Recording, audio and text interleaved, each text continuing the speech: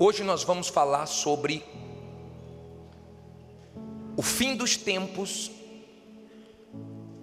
e sobre brincar com Deus, que é um perigo, e um perigo grande. Muitas pessoas já se deram mal por isso. Diz assim a Bíblia, Gálatas 6:7: não erreis, Deus não se deixa escarnecer, porque tudo o que o homem semear, isso também o que? Ceifará. Olha para mim, por favor. Deixa aí já a sua Bíblia aberta. Vá um pouquinho para frente, em 1 Pedro 4, versículo 1. Vá para frente. 1 Pedro 4, versículo 1. Por favor. Deixe aberta aí e preste bastante atenção no que nós vamos falar agora. Acharam? 1 Pedro 4, versículo 1. Quem tiver dificuldade para achar, eu vou colocar no telão. Mas agora eu queria que você olhasse para mim e prestasse bastante atenção. Olhe com atenção para o que nós lemos. Não cometa esse erro de brincar com Deus, porque tudo que nós plantamos, nós vamos colher. Podemos não colher na hora. Na hora pode parecer que não aconteceu nada, mas depois vem as consequências. Isso na vida de todos, independente de título, de tempo de igreja, independente de tudo. Não se brinca com Deus. Quando nós tomamos conhecimento que o número de evangélicos está crescendo muito no nosso país, vem essa preocupação. Será que todos estão com entendimento de santificar o nome de Deus? Será que todos estão conscientes que não se brinca com Deus? Porque não adianta ter quantidade e não ter o quê? Qualidade de cristão. Deus escolheu Israel para evangelizar o mundo. Um país pequeno poderia ser maior, um povo inteligentíssimo, mas que vive sofrendo, vive em guerra, vive brincando com o nome de Deus. Está estourando agora uma guerra com a Cisjordânia, 20 anos sem entrar na Cisjordânia, já estão lá os tanques para poder entrar. Não para de ter guerras. Era um país que deveria evangelizar o mundo, mas quem conhece a fundo vê tanto mau exemplo nesse país hoje, numa terra santa, onde fazem coisas que até o diabo duvida. Por que eles sofrem tanto? Porque eles não levam a sério a vida com Deus. Eu quero que você entenda essa revelação do Pai Nosso, de santificar o nome de Deus. Isso muda tudo. Você toma cuidado para não sujar seu nome, você paga suas contas em dia, você procura não manchar o seu nome, nem o nome da sua família. As marcas mais fortes, quando patrocinam um atleta, e esse atleta traz um escândalo, eles logo quebram o contrato e se afastam. Sim ou não? Nos Estados Unidos, um atleta famoso traiu a esposa grávida e perdeu contratos milionários, porque as marcas disseram o seguinte: não quero o nosso nome vinculado com ele, com esse escândalo. eles pulam fora, não combina. Como é que vai combinar o nome de Deus com as coisas sujas, com a mentira, com as coisas erradas? Isso não vai dar certo. Isso nunca deu certo. Isso nunca acabou bem. Às vezes, por Deus não conseguir, escute bem isso, às vezes, Deus tentando salvar tanto uma pessoa e Ele não consegue ser santificado na vida da pessoa, então Ele permite que aconteçam coisas para que aquilo que acontece traga temor para outras pessoas. Como assim, bispo? Quando eu leio sobre Ananias e Safira, me dá temor. Até o último minuto, Deus tentou salvar, mas como eles queriam engano, então Deus permitiu que eles morressem para trazer temor para a igreja. E o nome dele foi santificado, não como ele queria, mas da única maneira que ele encontrou. Você deve conhecer pessoas que eram pessoas consideradas de Deus, mas brincaram com Deus, e você falou assim, ó, coitada de fulano. Era uma coisa um tempo atrás, brincou com Deus, olha no que deu. Sim ou não? Por que Deus permite isso? Para que o nome dele não caia na vala, não se torne comum. O nome de Deus tem que ser santificado. É melhor a pessoa dizer que não é de Deus do que dizer que é de Deus sem ser. Você sabia disso? Tem um versículo que me dá muito temor. Esse versículo de 1 Timóteo 5:24, coloca na tela, por favor. Olha esse versículo, leia comigo no telão. Olha só. Os pecados de alguns homens são manifestos, precedendo o quê? O juízo. E em alguns manifestam-se o quê? Depois. Assim mesmo também as boas obras são manifestas, as que são de outra maneira não se podem o quê? Ocultar-se. O que isso quer dizer? Olha aqui para mim, por favor. Feliz daqueles que o pecado veio à tona, que antes de morrer ainda teve a chance de se consertar. Porque tem gente que está no pecado, mas está negando. A mulher vê que o marido está traindo e fala, amor, fala a verdade. Não fiz. Está claro que ele fez, está claro que ele traiu. A mãe pergunta, meu filho, você fez? Não, mãe, não foi eu não fiz. Mas foi. São pessoas que negam até o fim. E o pecado delas só vai ser revelado no dia do juízo, depois da morte. Ela morre negando, sabendo que fez, e vai para o inferno consciente, porque não tem humildade para dizer o quê? Fiz, me perdoe, errei, me ajude, tenha misericórdia de mim. Precedendo, antes do juízo, igual o candidato, né? Pré-candidato, ele ainda vai ser candidato, ele é pré. Se o pecado veio à tona antes da morte, feliz da pessoa, porque ela ainda tem chance de quê? De ser salva. Você já viu demônios manifestarem na igreja? Só que você viu demônio no corpo de um ser humano. Você já parou para imaginar o que é morrer? Morrer.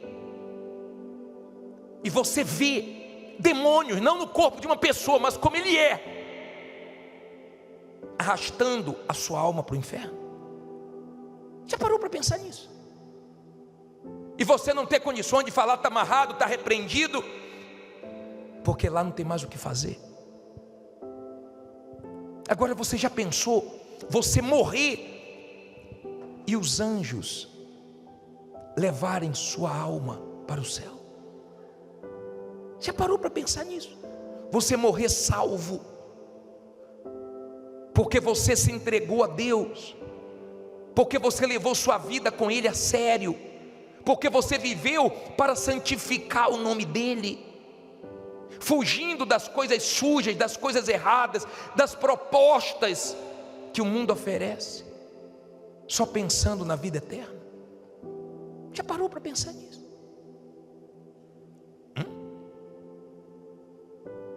Será que você tem esse entendimento que nós estamos caminhando para o fim? Abre a sua Bíblia aí. Abra aí a sua Bíblia, por favor. Em 1 Pedro 4:1. 1 Pedro 4:1. A maioria já estava com essa passagem aberta.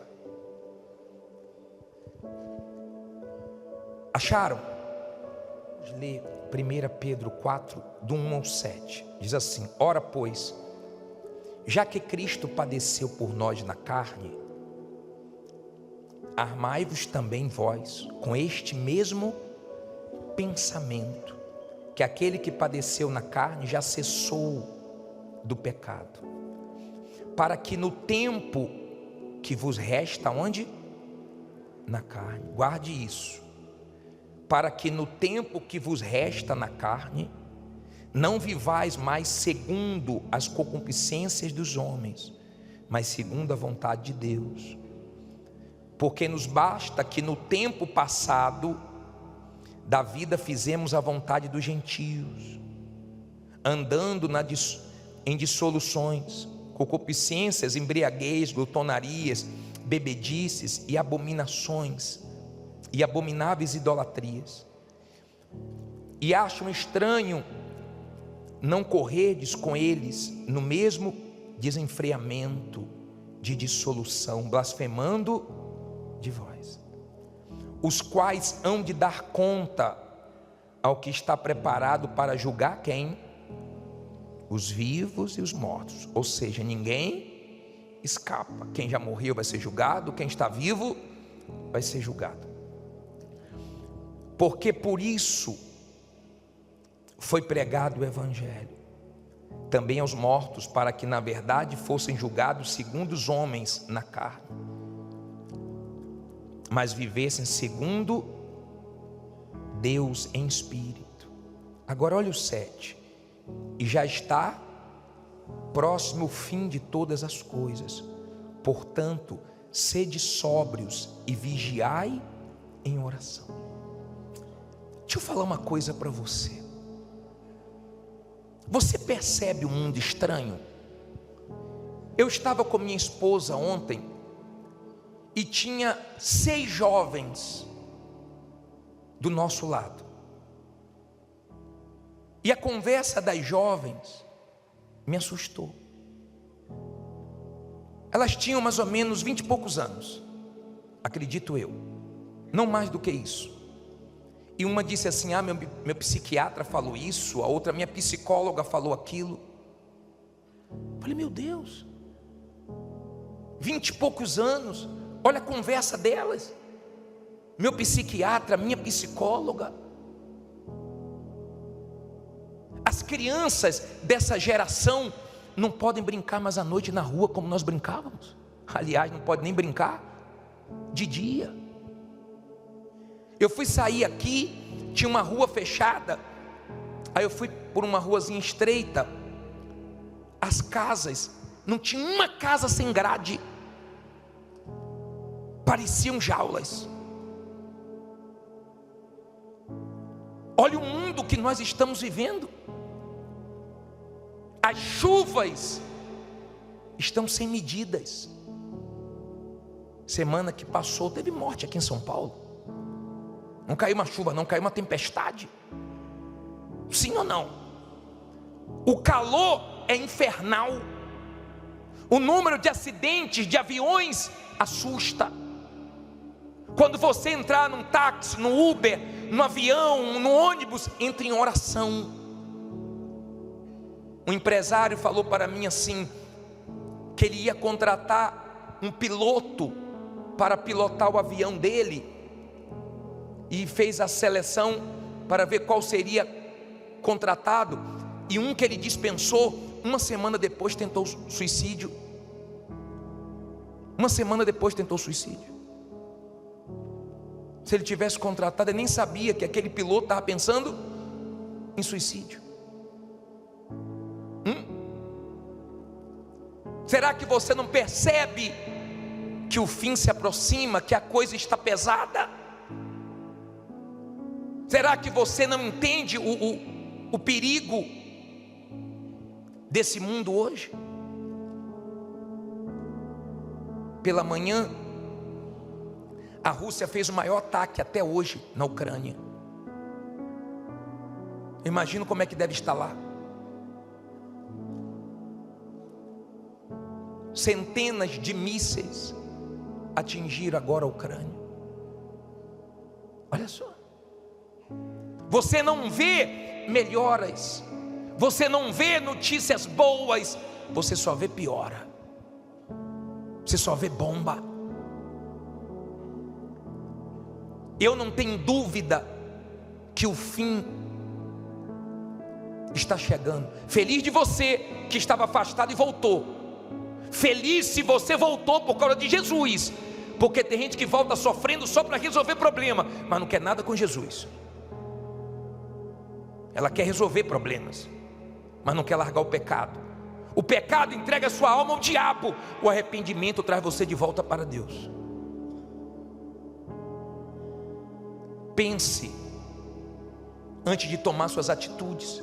Eu vi um vídeo de um homem preso nos Estados Unidos, numa cela, sozinho.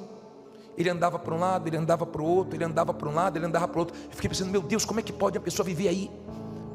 Aqui no país, no Brasil, no nosso país, é pior, porque numa cela tem 20, tem 50, tem 100. E eu fiquei pensando, meu Deus, imagine no inferno. Porque as pessoas vivem como se não fossem prestar conta com Deus, e nós vamos prestar conta com Deus, e isso tem que estar na nossa mente. Antes de fazer besteira, antes de se entregar aos prazeres, antes de perder a cabeça, tem que pensar, peraí, eu vou prestar conta com Deus, Ele está me vendo, Ele está me vendo. Essa maneira de viver te preserva. Eu não vou fazer isso, não é porque minha mulher não está vendo, não é porque meus filhos não estão vendo, não é porque meu marido não está vendo. Eu não vou fazer isso porque Deus está me olhando. Nós vamos prestar conta com quem? Nós vamos prestar conta com Deus, cedo ou tarde. Talvez você diga assim, eu já sou de maior, já passei dos meus 18 anos, eu faço o que eu quiser, não tenho que prestar conta com meu pai, com minha mãe. Não tem problema não, daqui a pouco Deus vai te chamar para prestar conta com Ele, e você não vai poder escapar disso. Ninguém vai poder escapar disso. Um dia, todos os segredos, a Bíblia diz que Deus vai revelar. Depois você lê Romanos 2,16. Ele revela tudo no dia do juízo.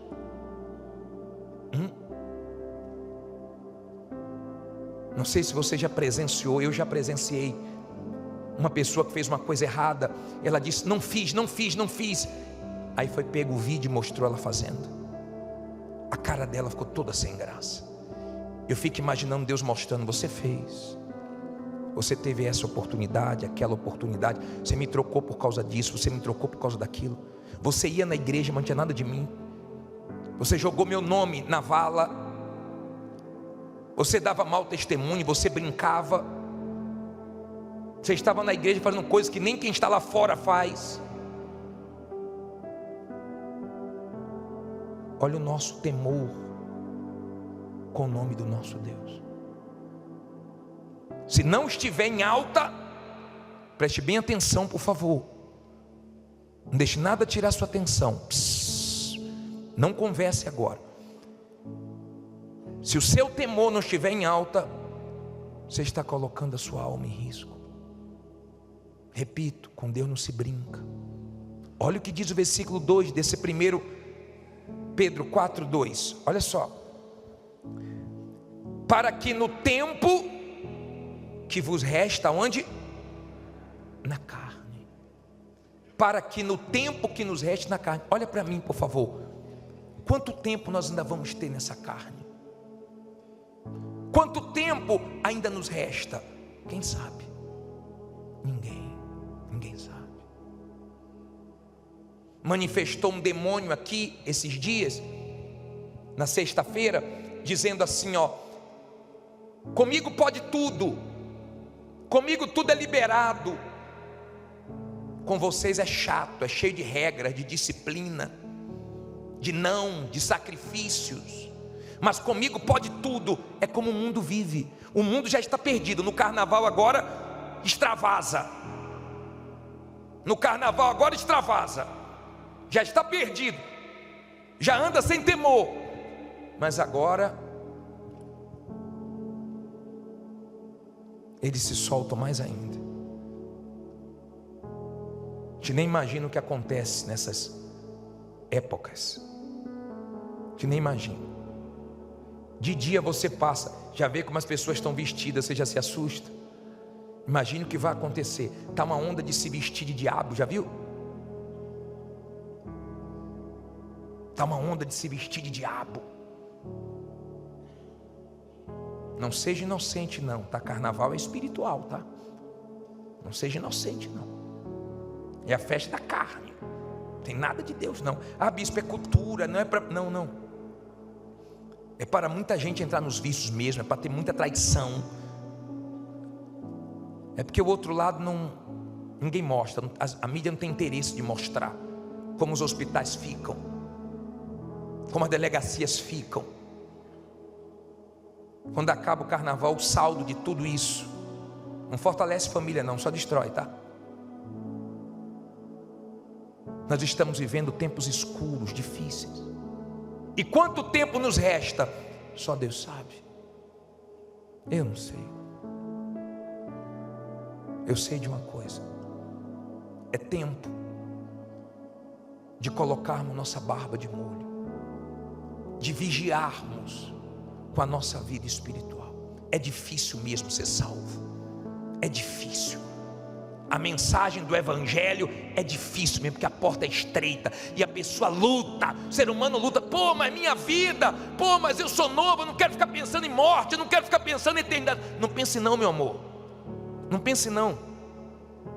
Mas um dia você vai querer pensar e você vai ver que tudo que tentaram passar para você era verdade, mas seu orgulho não deixou, porque você quer ser aquela pessoa que acha que é exagero. Não, eu conheço mais do que Deus, né? Você acha que você conhece mais do que Deus. Você acha que você é o que você não é. Você é um simples mortal, e daqui a pouco sua vida desaparece. Daqui a pouco sua vida não existe mais. E Deus é tão bom, tão misericordioso, que para que não te suceda coisa pior, Ele está pregando o evangelho para você. Lembra daquele homem que Jesus viu paralítico, 38 anos? E depois Jesus fala para ele: olha, agora vai e não peques mais, para que não te suceda coisa pior. O que é pior, bispo, do que sofrer doente? É você ir para o inferno. Isso é pior. Tudo que Deus quer é livrar sua alma do inferno. Fique em pé no seu lugar.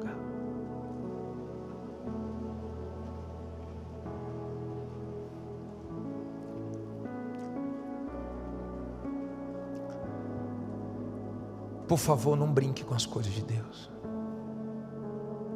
Leve ela a sério. Se você já levava a sério, leve mais a sério ainda. Porque nós estamos vivendo um momento difícil e tende a piorar. A Bíblia diz que vai ter um tempo de angústia como nunca houve, e nunca vai haver, porque vai ser o fim, o tempo do fim. Então vai acabar.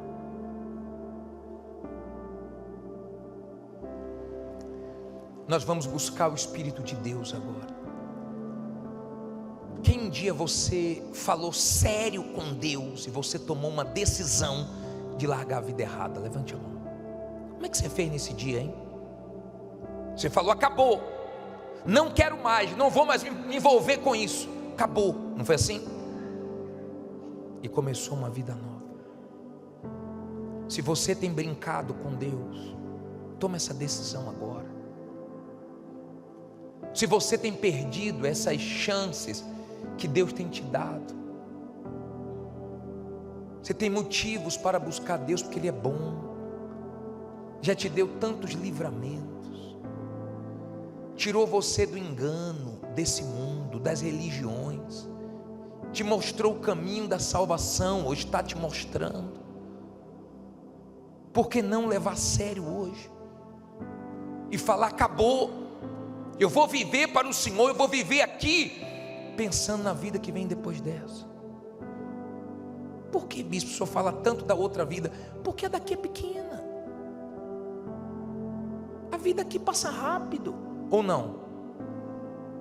Olha o que nós lemos, quanto tempo nos resta nessa carne, já basta as besteiras que a gente fez antes de conhecer a verdade, sim ou não? Agora nós conhecemos a verdade. Custa agora viver na presença de Deus, custa agora. Você sabe o que é que um médico falou esses dias? Que ele trabalha num hospital muito movimentado aqui em São Paulo, muito movimentado, e ele faz plantão na madrugada. Ele diz que acontece tantas coisas estranhas. Ele diz que tem dias que ele não é da igreja, não. Ele começou agora. Ele diz: a gente vê cada coisa acontecer, a gente se arrepia todo, a gente vê que é coisa sobrenatural. Sabe por quê? É o lugar mais carregado que tem no mundo. É enquanto a pessoa ainda está entre a vida e a morte, ainda tem chance de salvação. Foi o que acontece, cada coisa, na madrugada, no pronto-socorro, no atendimento ali da multidão que chega diariamente. É um baleado, é um esfaqueado, é um acidente, foi o que é pesado. Ele achou estranho algumas coisas que aconteceram. Ele começou a vir na igreja. Mas eu queria que hoje você fosse despertado e trouxesse isso, como nós lemos, para o nosso pensamento. Isso tem que entrar. Armai-vos também vós com este mesmo pensamento, pensando. Não venha porque todo mundo vem. Tem gente que toda semana vem na frente. Pô, tu já entregou a vida a Jesus quantas vezes? 200? Tu só tem uma vida. Mas não é porque o pastor fala, nem sabe o que está falando aí. Um dia eu falei assim: ó, vem aqui na frente, nem terminei de falar, a pessoa está vem aqui na frente quem quer morrer. A pessoa, faça as coisas com Deus com inteligência. Não faça no oba-oba, não faça. Cantar é fácil, talvez você canta, você santifica Deus. Deus está alegre com você, Deus está feliz. Deus vê você mesmo sendo o mesmo aqui dentro, lá fora. Ou Deus vê hipocrisia, finge que é mais santo do que os outros, que é mais de Deus do que os outros, mas quando está sozinho, misericórdia, nutre cada sentimento dentro de você e Deus vê. Você está perdendo tempo, você está jogando sua alma na mão do mal, e ninguém vai poder tirar, a não ser se você se arrepender. Talvez você fale assim: poxa, se o senhor falasse coisas assim mais leves, a gente ia sair daqui sorrindo. Mas eu prefiro que você chore agora do que chore na eternidade.